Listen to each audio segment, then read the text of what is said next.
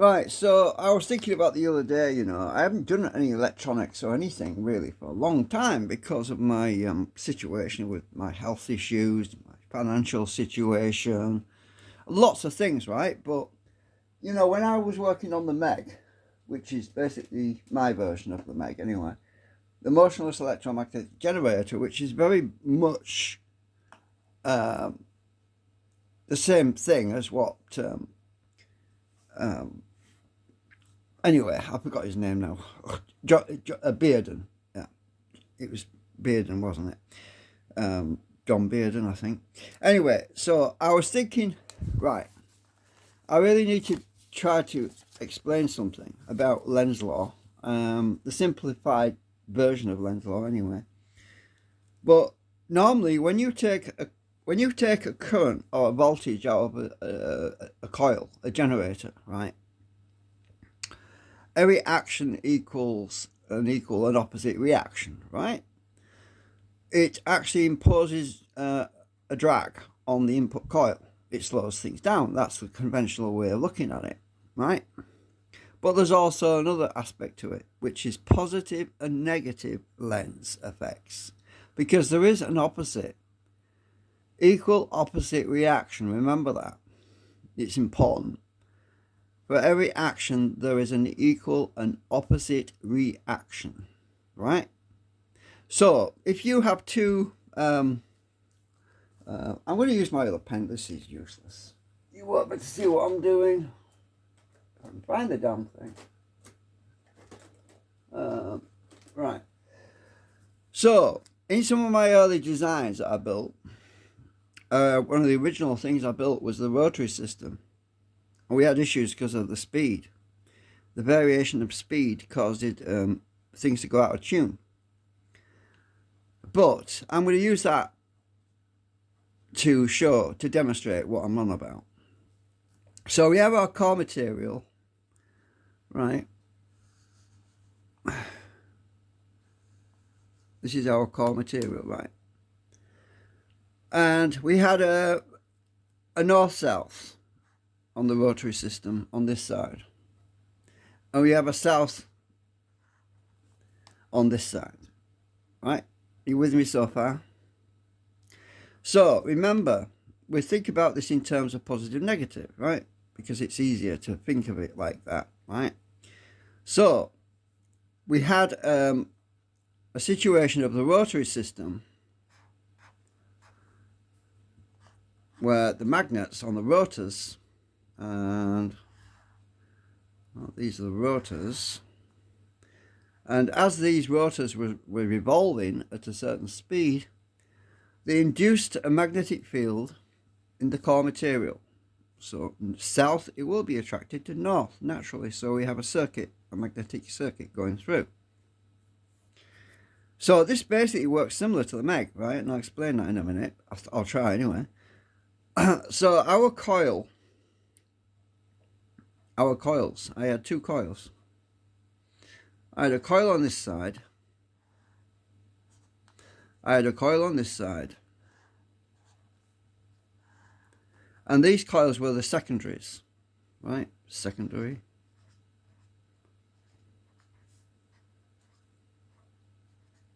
Oh, shit, I've spelled. What am I doing? Secondary. I can't write. Right, secondary. It's this pen, it's really thick on the end. Right, so what we have now is a coil on this side, and we have a coil on this side.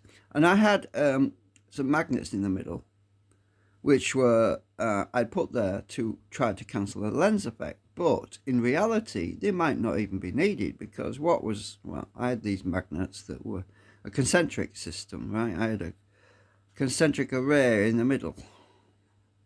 And this concentric array consisted of north-south, north-south, north-south, right? So there was all these magnets, right? And they were all focused on the core material in the middle, right? Now, when I was taking a current from this coil, the Lenz effect, the equal opposite reaction, a small portion of it was interacting with the rotor on this side, and it would cause drag and it would slow it down. But this coil wasn't being used, right? But remember, the close coupling of the core material between the two coils is much stronger. We have a very strong coupling because of the core material running through from this coil to this coil. Now this coil, let's say, is taking a positive. Let's say it's positive. Oh shit, paper's moving. And let's say this one is negative. So we have a Lenz effect, right? When we're taking a load, we'll put a load on this coil, right? And that Lenz effect might be positive, it might be negative. But whatever is the case, the Lenz effect on this coil, if it's the same load as this one, so if we're taking 20 milliamps or 100 milliamps out of this coil, and we're also taking 20 milliamps or 100 milliamps out of this coil, if it's the same, we have two opposite Lenz effects. We have say a minus Lenz effect, and on this side we might have a positive Lenz effect, right? Well, because of the close coupling of the core material, these two Lenz effects no longer interact with the rotors. They actually cancel each other out, you know? So if you've ever got a pair of speakers on an audio hi-fi system, and if you wire the speakers the wrong way around, and you put both speakers, and you stand right in the middle of both speakers, you're standing right in the middle, and one speaker is coming out while the other speaker is going in, what happens? The waveforms are cancelled out. Because if you wire them up in a certain way, if you wire the right channel through a mixer into the left channel, and you feed them both to one speaker, you can have a situation where the audio is cancelled out, where there's no sound. And you think, huh? Where's the sound go? Well, if I turn the balance this way, I can hear it. And if I put it in the middle, there's nothing there. But if I turn it to the left channel, I can hear it again. Why is it dead when on the middle? It should be a lot louder. That's because you reverse the channels and the signals are cancelling each other out. This is the same thing as the Lenz effect. If you can apply that to a generator, you will cancel out the Lenz effect. It's simple, basic logic. It's simple electronics. You can cancel things out if you know how to do it, and you do it precisely, and it's very well made, and it's not just thrown together in a really haphazard way. If you do it properly, you can get a system that is very well balanced. Right, so now this rotary system that I originally built, I had some really interesting results with it. But there was an issue with saturation, the core material. I started to draw more and more current, and when you do that, you get an oversaturation point, and the actual threshold points were drifting. You know, the center of balance was drifting to either side. So the Lenz effect was actually starting to show itself on the rotary system. It was slowing it down because the core material wasn't perfectly balanced. And my coils weren't perfectly balanced. They were slightly out. So when I built the MEG with a motion electromagnetic generator, which is basically a fixed frequency, I had much more interesting results. I saw a completely opposite situation. And that was really baffling to me, because what happened with that was that the input current was going down when I was putting a load on it, and I couldn't understand what was going on with that. It just didn't make any sense. And then I realized a lot later on that what we were seeing was an inversion. So if you've got two waveforms, right, and they're out of phase,